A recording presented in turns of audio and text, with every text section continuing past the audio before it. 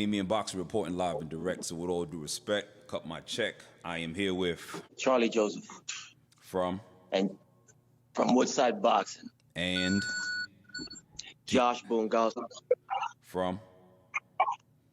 Woodside Boxing Academy. There we go. All right, so recently we were just at Gleason's. I was at the same show. I saw it live. I seen it what happened, but without further delay, since this is Chief Seconds and his perspective is only about the coach's perspective, I want to hear what y'all got to say. What y'all think about the bout, the highlights, the highs and the lows, whatever y'all feel like answering. Dan did his thing.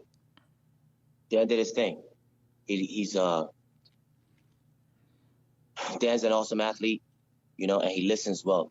He trains well. He listens well. He works really hard. All my boys work really hard.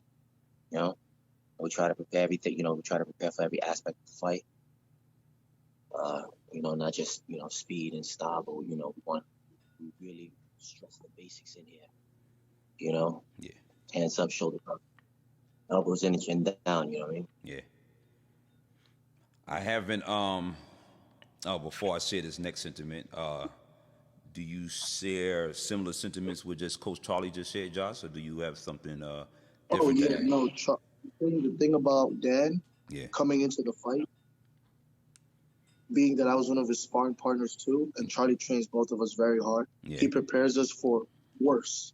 So the way that Dan was training, he was preparing for worse than what actually came at him. So when the tribulations came and the flustering and the getting close and the dirty fighting and everything, I saw that. He was ready for all of it. He was strong enough to push forward, whether it was an inside fight, outside fight. His uppercuts and his straight punches were all on point because those were the main keys. Charlie made sure to show him that that's the weakness of short fighters that come in, especially with that guy's style. Yeah. Absolutely. And so he was 100%.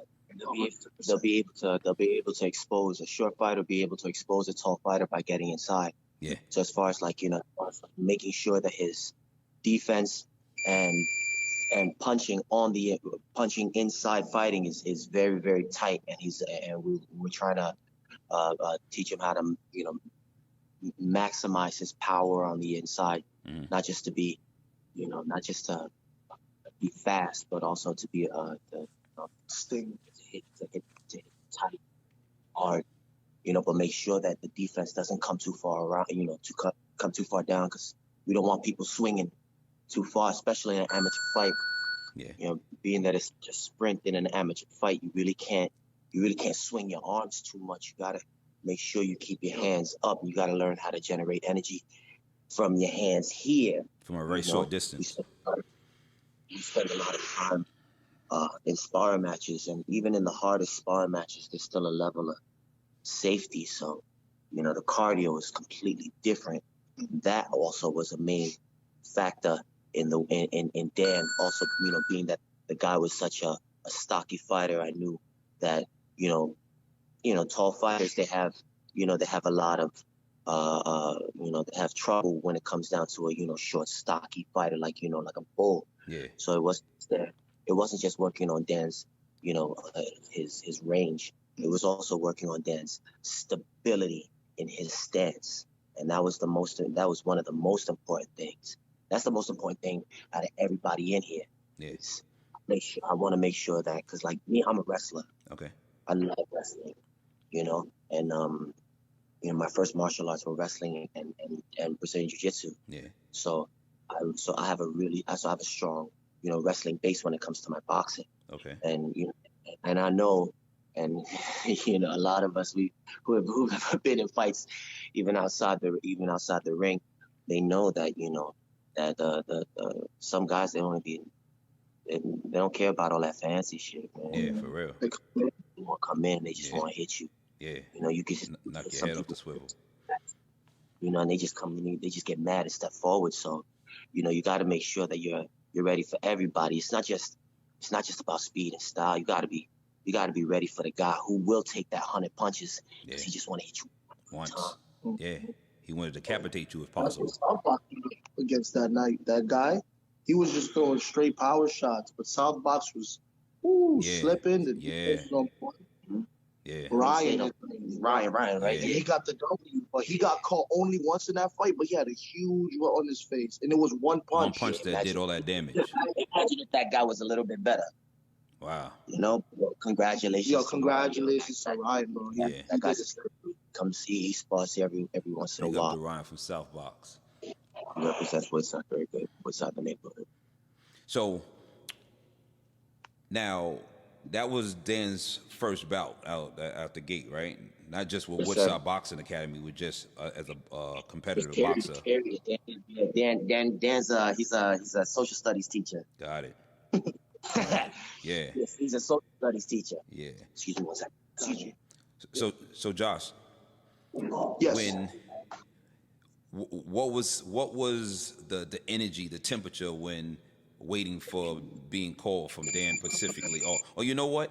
Even if Dan didn't necessarily expose that to you, because I know some fighters try to suppress that nervous energy. It being his first bout, I'm assuming that those jitters, they're normal. I remember my first bout, and a very long time ago. But how did he handle that anxiety about your first bout going up?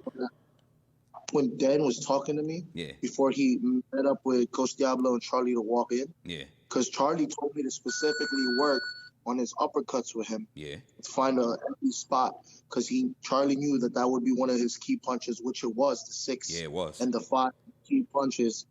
And when he was speaking to me, he was laser focused. I feel like he also has experience playing football in front of large stages. So I think like he's been under the pressure of like a crowd, but like not in a fight.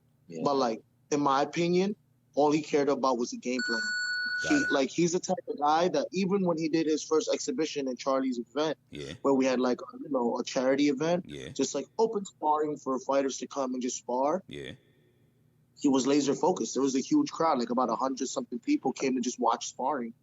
And he was focused, and he focused on the game plan, and he did his job. He wants to do this. Okay. No, he was. It's not something you'd expect from somebody who's never had a fight in front of a crowd. But like, what it felt like from what I saw. Dan wants to do this for sure.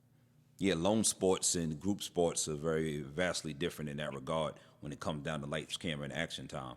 You can been playing group sports, since the Pee Wee leagues, and when you get up as an adult man, let's just say early 20s, middle 20s, and now you choose a lone sport, like boxing or MMA, cage fighting, shit get real at that point. You know what I mean? And your mental stability, emotional stability, and in addition to your physical stability, it becomes very vital. All that to be clicking like pistons at the same time. All right. I haven't. Good. That's gonna be awesome. I haven't.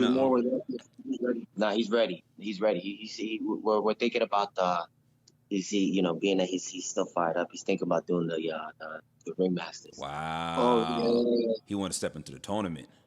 Okay. Well, he's thinking about it. He's thinking about it. All right, that's a different type of energy. And then when he gets there, that'll be another. I was nervous. I was even nervous to put him in this fight. I know you.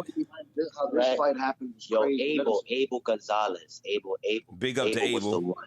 Big up to AG. Abel Gonzalez, the one who he believed in the like, cause like me, I'm very precautious.